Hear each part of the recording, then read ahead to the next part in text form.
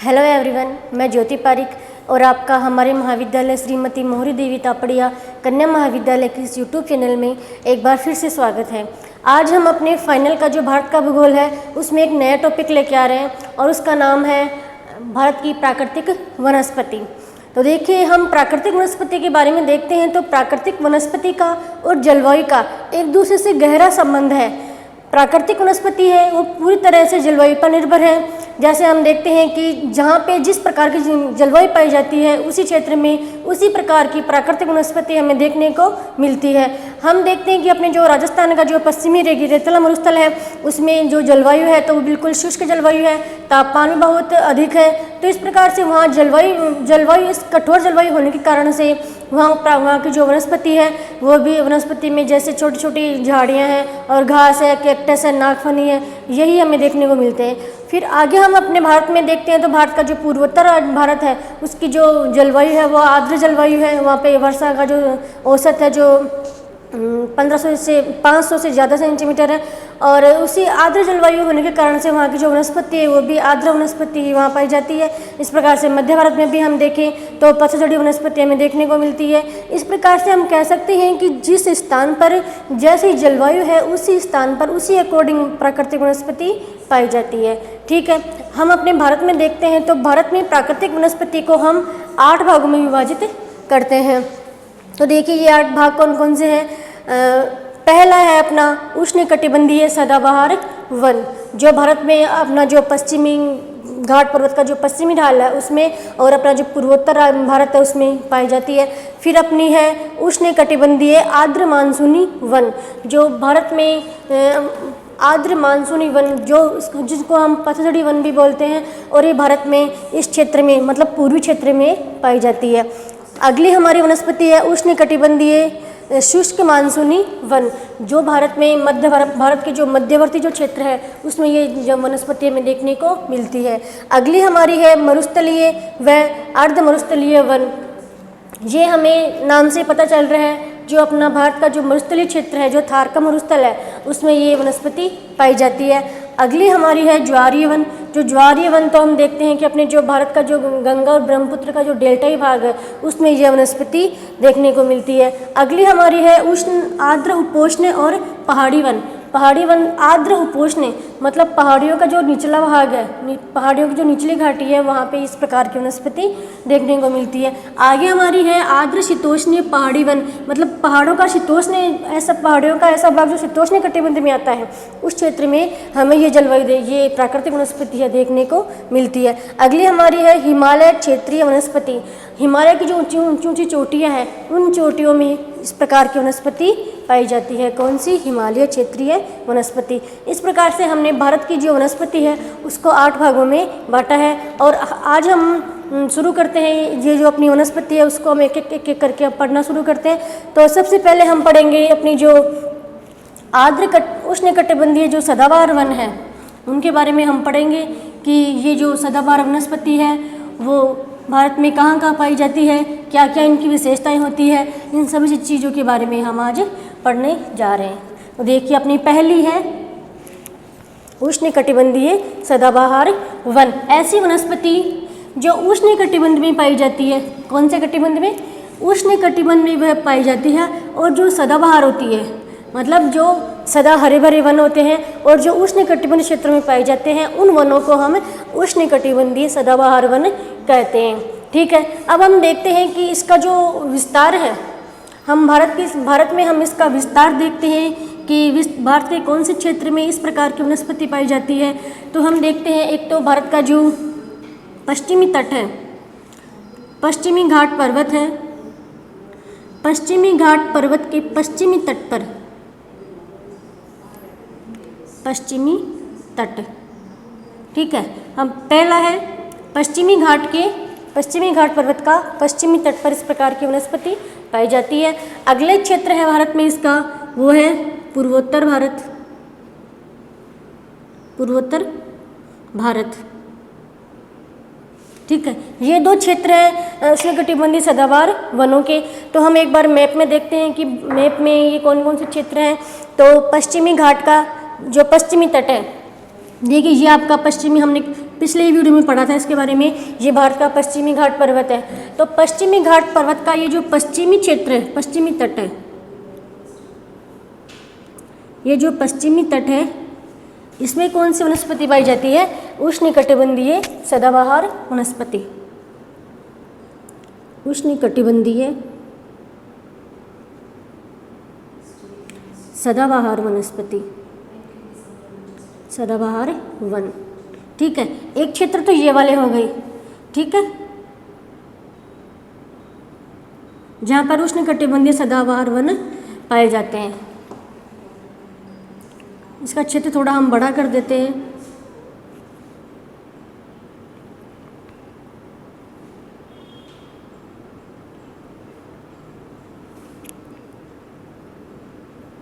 यहाँ पे ये कौन सी वनस्पति हो गई? उष्णकटिबंधीय सदाबहार वनस्पति। ये भारत का एक क्षेत्र हो गया, कौन सा? पश्चिमी घाट का पश्चिमी तट। फिर अगला है अपना ये पूर्वोत्तर भारत।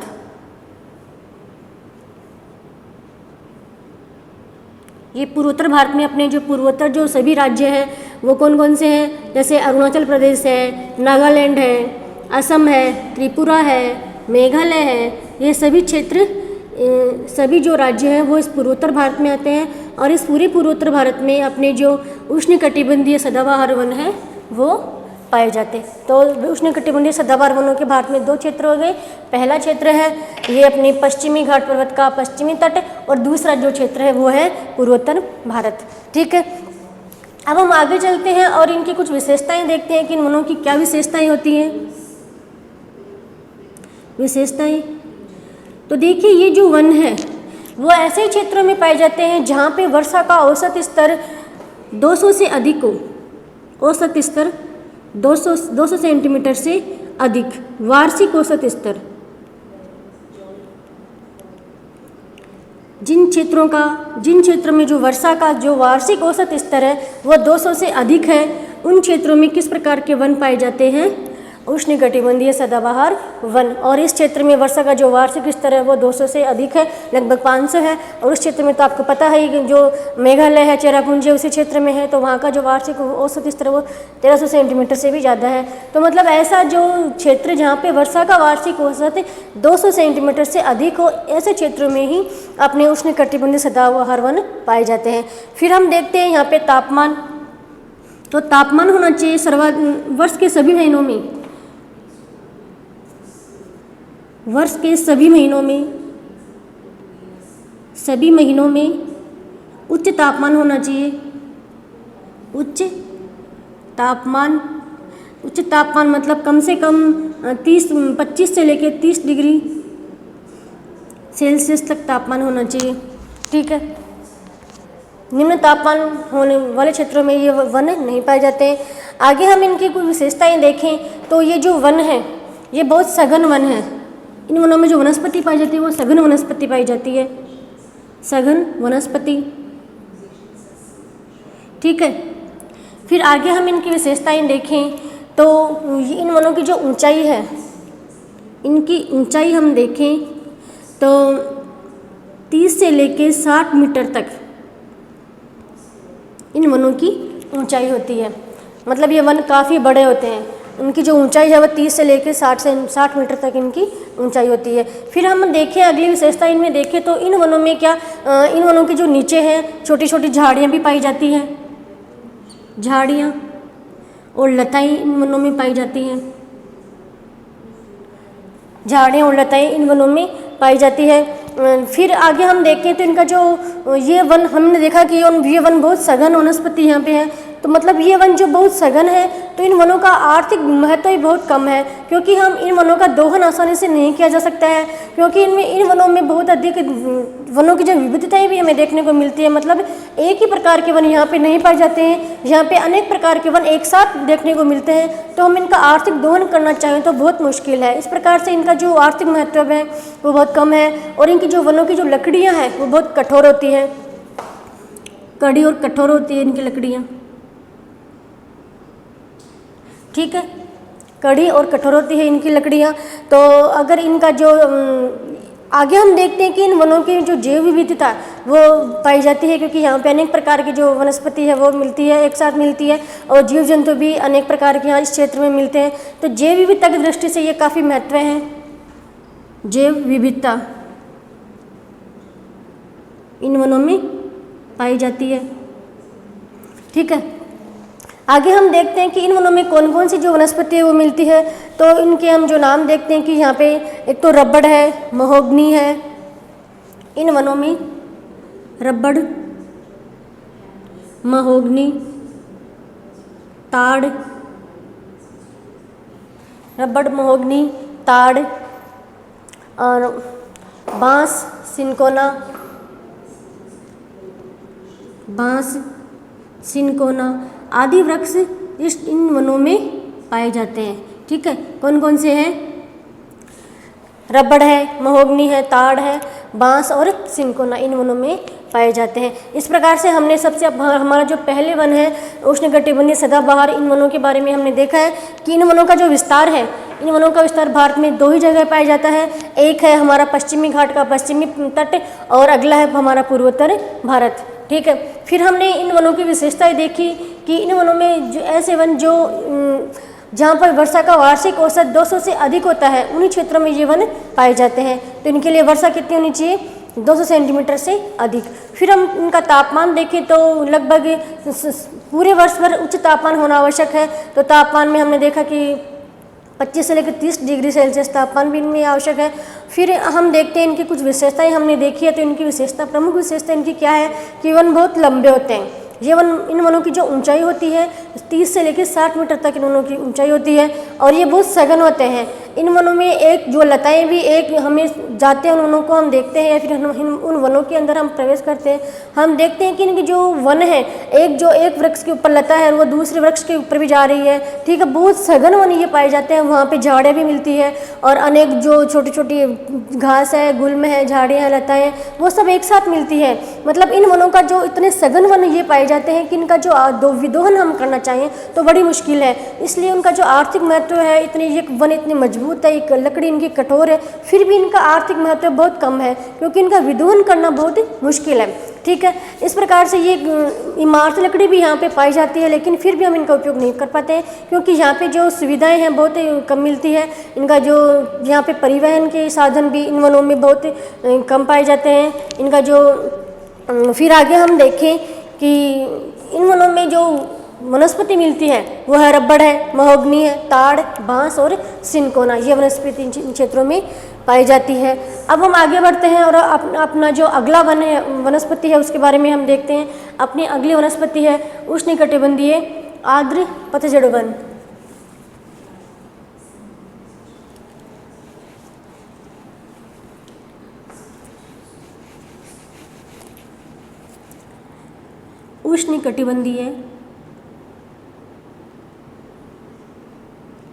उष्णकटिबंधीय आर्द्र पतझड़ वन।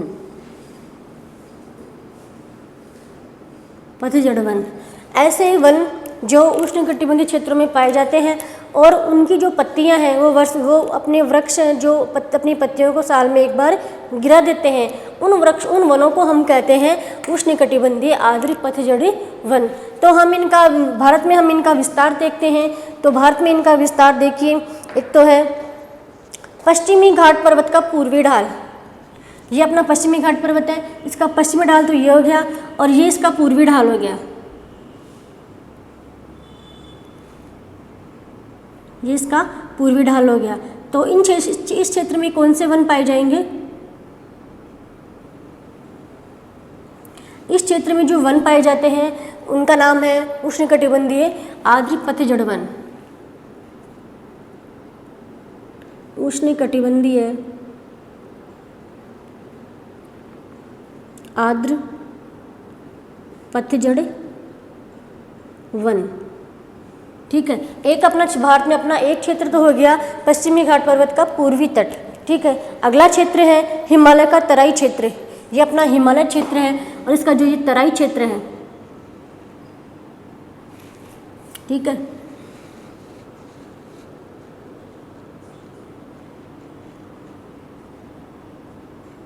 हिमालय का तराई क्षेत्र है। तो यहाँ पे कौन से वन हो गए? यही उष्णकटिबंधीय आर्द्र पतझड़ वन, इसका हमारा दूसरा क्षेत्र हो गया। अगले क्षेत्र हैं जो हमारे पूर्वी भारत है, उस पूर्वी भारत के जो मध्य पूर्वी जो भारत है उसके जो राज्य हैं, जो उनमें हम देखते हैं कि बिहार है, झारखंड है, उत्तर प्रदेश है। पहले हम यहाँ पे देखते क्षेत्र विस्तार हम देखें तो पहला क्षेत्र हमने देखा पश्चिमी घाट पर्वत का, पश्चिमी घाट पर्वत का पूर्वी ढाल, पूर्वी ढाल। ठीक है, अगला हमने क्षेत्र देखा वो है हिमालय का तराई क्षेत्र, हिमालय का तराई क्षेत्र, तराई प्रदेश।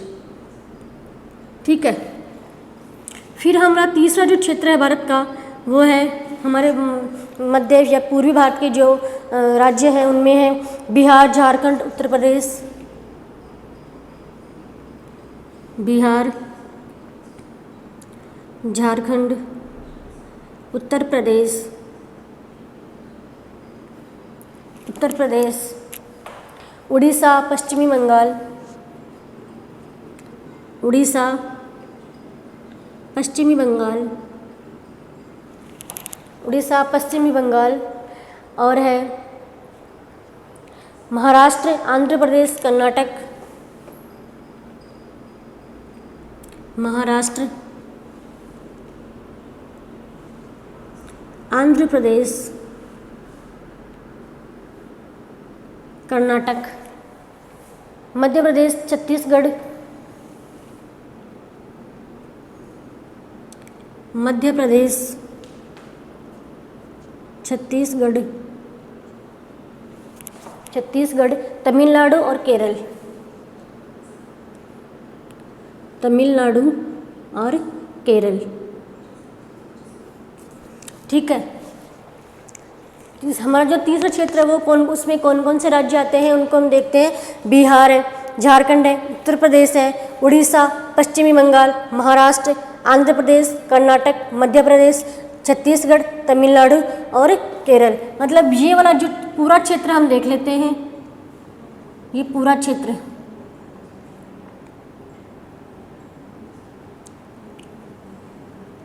ये वाला पूरा क्षेत्र हम देखें तो इस पूरे क्षेत्र में कौन से वन पाए जाते हैं? अपने जो उष्णकटिबंधीय आर्द्र पतझड़ी वन है। इसमें अपने जो आगे सारे क्षेत्र जो मध्य के जो पूरे राज्य हैं जैसे मध्य प्रदेश है, उड़ीसा है, छत्तीसगढ़ है, उत्तर प्रदेश है, कर्नाटक और केरल, मतलब इसका जो सबसे बड़ा भाग है अपने वनों का तो यही है। कौन सा? उष्णकटिबंधीय आर्द्र पतझड़ी वन। ठीक है, फिर आगे हम देखते हैं कि इनकी हम विशेषताएं देखें तो इनकी विशेषताओं में हम देखते हैं कि ये जो वन है, हम दूसरे वन पढ़ रहे थे उष्णकटिबंधीय, उष्णकटिबंधीय आर्द्र पतझड़ वन, पतझड़ वन। तो देखिए ये वन ऐसे स्थानों पे पाए जाते हैं जहाँ पे वर्षा का हम औसत स्तर देखें तो 100 से लेके 200 सेंटीमीटर तक, 100 से लेके 200 सेंटीमीटर तक जिन क्षेत्रों में वर्षा होती है उन क्षेत्रों में ये उष्णकटिबंधीय आर्द्र पतझड़ वन पाए जाते हैं। ठीक है, फिर हम देखते हैं इसका वितरण हमने देख लिया है। फिर हम देखें कि इसकी जो पत्ते हैं, इन वनों की जो पत्तियां हैं वो पत्तियां ग्रीष्म ऋतु में अपने जो वृक्ष की जो पत्ती हैं वो पत्तियों को एक बार गिरा देते हैं, इसीलिए इन वनों को हम कहते हैं पतझड़ी वन। फिर हम देखें कि इसकी जो इन वनों की जो ऊंचाई होती है इनकी ऊंचाई होती है 20 से लेके 25 मीटर तक। ठीक है, इन वनों की ऊंचाई कितनी होती है? 20 से लेके 45 मीटर तक इन वनों की ऊंचाई होती है। फिर हम देखें कि ये जो वन है, इन वनों का जो आर्थिक महत्व बहुत अधिक है, क्योंकि इन वनों का जो विदोहन है वो आसानी से किया जा सकता है और इसी कारण से इनका जो आर्थिक महत्व है, ये अपने जो पहले उष्णकटिबंधीय जो सदाबहार वन से उनसे अधिक इनका आर्थिक महत्व है, क्योंकि इनका जो विदोहन है वो आसानी से किया जा सकता है। यहाँ पे सारी सुविधा है, इनके परिवहन की सुविधा भी है और सब बाकी सारी जो सुविधाएं होने के कारण से इनका विदोहन आसानी से किया जा सकता है। ठीक है, फिर आगे हम देखते हैं कि इन वनों में जो वनस्पति है वो कौन कौन सी मिलती है, कौन कौन से वन इनमें पाए जाते हैं। तो हम देखें सदाबहार है, जो सागवान वन है, सागवान, साल, चंदन, साल, सागवान, चंदन, सहतूत, महुआ, सहतूत, महुआ, सहतूत, महुआ, आंवला, जामुन, आंवला, जामुन, कुसुम, कुसुम, शीशम, सबई घास, शीशम, सबई घास आदि वन इन वनों में, आदि जो वृक्ष हैं इन वनों में पाए जाते हैं। कौन कौन से देखे हमने, साल, सागवान, चंदन, महुआ, आंवला, जामुन, कुसुम, शीशम और सबई घास। इस प्रकार से ये सारे जो पेड़ हैं जो इन वनों में पाए जाते हैं। और हमने देखा कि इन वनों की जो औसत ऊंचाई है वो कितनी होती है, 20 से लेकर 45 मीटर, और यहाँ का वर्षा का जो औसत स्तर है वो 100 से लेकर 200 सेंटीमीटर तक। ठीक है, अब हम आगे चलते हैं और अपना जो अगले वन है, हमारा अगला वन है 30 नंबर, वह है उष्णकटिबंधीय शुष्क मानसूनी वनस्पति। उष्णकटिबंधीय शुष्क पतझड़ वन, शुष्क पतझड़ वन। तो देखिए ऐसे वन जो उष्णकटिबंधीय क्षेत्र में पाए जाते हैं और वहाँ की जो वन जलवायु है वो शुष्क होती है। ठीक है, तो हम इन वनों का जो विस्तार देखें तो हम इन वनों का विस्तार हम भारत में देखते हैं।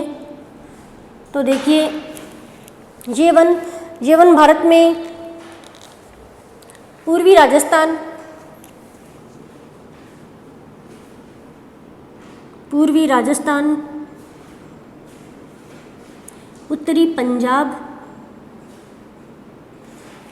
उत्तरी पंजाब, पश्चिमी मध्य प्रदेश, दक्षिणी पश्चिमी उत्तर प्रदेश, पश्चिमी मध्य प्रदेश, दक्षिणी पश्चिमी उत्तर प्रदेश, दक्षिणी पश्चिमी उत्तर प्रदेश, दक्षिणी पंजाब हरियाणा, दक्षिणी पंजाब हरियाणा, दक्षिणी पंजाब हरियाणा और पश्चिमी घाट पर्वत का जो वृष्टि छाया क्षेत्र है, पश्चिमी घाट पर्वत का वृष्टि छाया प्रदेश, वृष्टि छाया क्षेत्र। इस क्षेत्र में, भारत के इस क्षेत्रों में ये उष्णकटिबंधीय शुष्क पतझड़ वन पाए जाते हैं। कौन कौन से क्षेत्र हैं, पूर्वी राजस्थान है, उत्तरी पंजाब, मध्य प्रदेश, पश्चिमी मध्य प्रदेश, दक्षिण पश्चिमी उत्तर प्रदेश, दक्षिणी पंजाब हरियाणा, पश्चिमी घाट पर्वत का पश्चिमी वो छाया क्षेत्र। अब हम देखते हैं राजस्थान मैप में हम देखें तो आप ये वाला क्षेत्र देख लीजिए, ये वाला पूरा क्षेत्र आ गया। ठीक है, जिसमें आ गया अपना पूर्वी,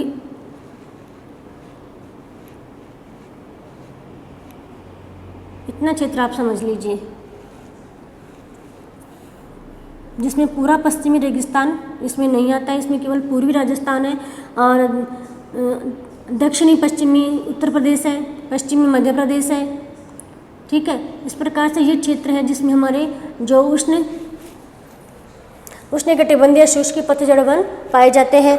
और हम देखें सबसे महत्वपूर्ण जो क्षेत्र है पश्चिमी घाट पूर्व का जो वृष्टि छाया क्षेत्र है, वृष्टि छाया क्षेत्र जहाँ पे वर्षा बहुत कम होती है, ये वाला क्षेत्र, इसमें भी उष्णकटिबंधीय पतझड़ वन पाए जाते हैं।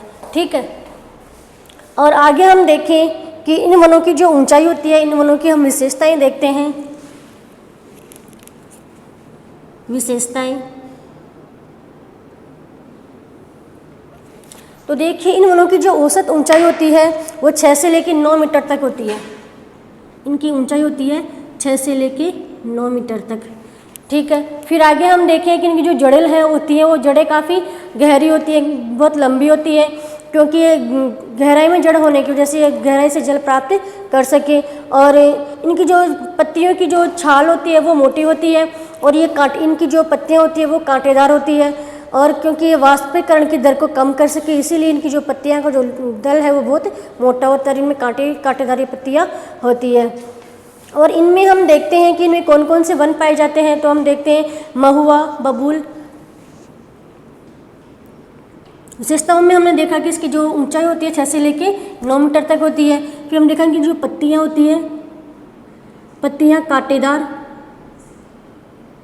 कांटेदार वह मोटी होती है इनकी पत्तियां। इनकी जड़ें गहरी होती है, जड़ें गहरी होती है क्योंकि ये वो अंदर से जल प्राप्त कर सके। और इन पत्तियां मोटी होती है क्योंकि और कांटेदार होती है क्योंकि ये वाष्पीकरण की दर को कम कर सके। ठीक है, फिर आगे हम इनके जो वन देखते हैं, वृक्ष देखते हैं कि इनमें कौन कौन से वृक्ष इनमें पाए जाते हैं। तो अब इनके वृक्ष हैं महुआ, बबूल,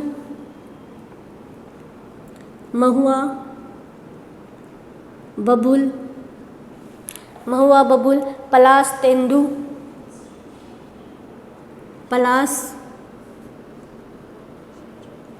तेंदू, खैर, कीकर, बैर,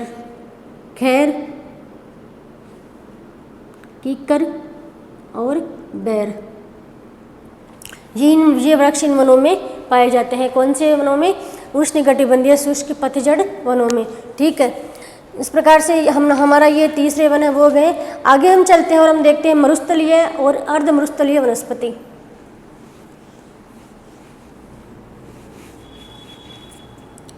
मरुस्थलीय व अर्ध मरुस्थलीय वनस्पति। अब देखिए आपको नाम से ही पता चल रहा है कि ये जो वनस्पति है उसका नाम है मरुस्थलीय और अर्ध मरुस्थलीय वनस्पति। ऐसी वनस्पति जो मरुस्थलीय क्षेत्र में पाई जाती है और वो ही वनस्पति होती है मरुस्थलीय वनस्पति। हम इसका जो क्षेत्र, हम इनकी विशेषताएं देखें तो जहाँ पे वर्षा का औसत स्तर, विशेषताएं हम देखते हैं तो इसकी विशेषता है कि ऐसे क्षेत्र जहाँ पे 50 सेंटीमीटर से भी कम वर्षा होती है उन क्षेत्रों में कौन सी वनस्पति पाई जाती है? मरुस्थलीय या अर्ध मरुस्थलीय वनस्पति। फिर आगे हम देखें जो इनकी जो ये वृक्ष है, इनकी पत्तियां में छोटी छोटी झाड़ियाँ पाई जाती हैं। ठीक है, फिर हम देखें कि इन वृक्षों की जो अधिकतम ऊंचाई होती है वो अधिकतम इनकी ऊंचाई होती है केवल 6 मीटर तक, इनसे ऊंचे ये वृक्ष नहीं होते हैं। और इनमें छोटी छोटी झाड़ियाँ भी पाई जाती हैं, छोटी झाड़ियाँ, नागफली है यही, और कंटीली झाड़ियाँ, इसमें कंटीले पौधे होते हैं, कंटीली झाड़ियाँ इनमें पाए जाते हैं। ठीक है, फिर आगे हम इनके जो क्षेत्र देखें, इनका जो हम वितरण देखें, हमने पहले अपनी विशेषताएं देखी है। इनकी विशेषताएं क्या होती है कि ये 50 ऐसे क्षेत्र जहाँ पे वर्षा का औसत स्तर 50 सेंटीमीटर से भी कम होता है उन क्षेत्रों में ये वन पाए जाते हैं। फिर इनकी ऊंचाई हम देखें तो इनकी ऊंचाई होती है केवल 6 मीटर, और इनमें छोटी छोटी कंटीली झाड़ियाँ पाई जाती है और नागफली भी इनमें इन क्षेत्रों में देखने को मिलती है। आगे हम इनके जो भारत में हम इनका वितरण देखें, हम देखते हैं कि भारत में ये किन क्षेत्रों में पाए जाते हैं। तो हमने देखा पश्चिमी राजस्थान, उत्तरी गुजरात,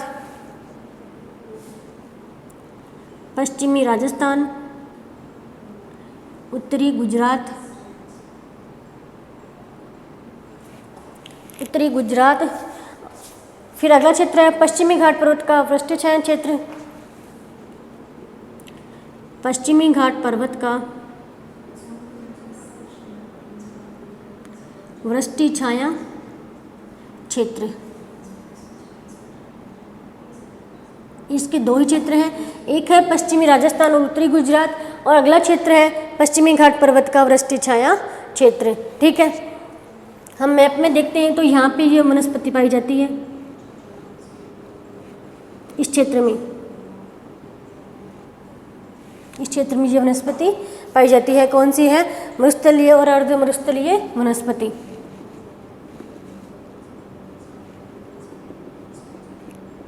कौन से क्षेत्र में? राजस्थान का जो पश्चिमी मरुस्थल है और उत्तरी गुजरात है उस क्षेत्र में ये वनस्पति पाई जाती है। और इसके अलावा ये आपका जो पश्चिमी घाट का जो पश्चिमी ढाल है